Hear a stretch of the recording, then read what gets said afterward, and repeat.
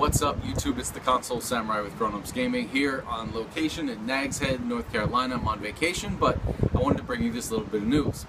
As I mentioned in a previous video, Xbox One came out with backwards compatibility. It hasn't fully rolled out yet, but by the end of the year it should.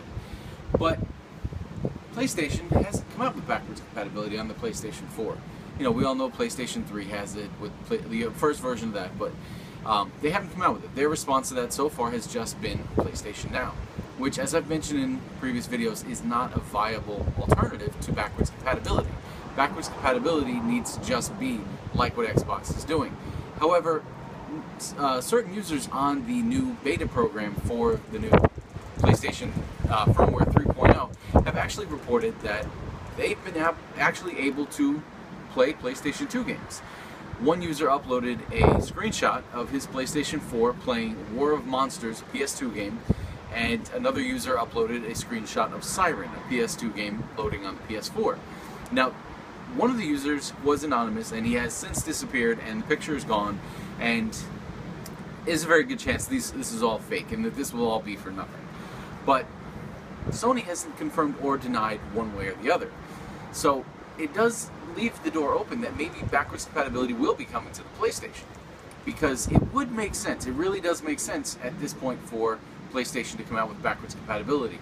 PlayStation Now is still a great service, it's just not viable as backwards compatibility, because I'm not going to spend a couple dollars to rent a game I already own on the PlayStation 2 to play it on the PlayStation 4.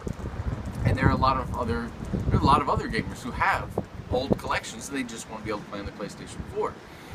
But PlayStation Now is still great as a rental service, just not as an alternative to backwards compatibility.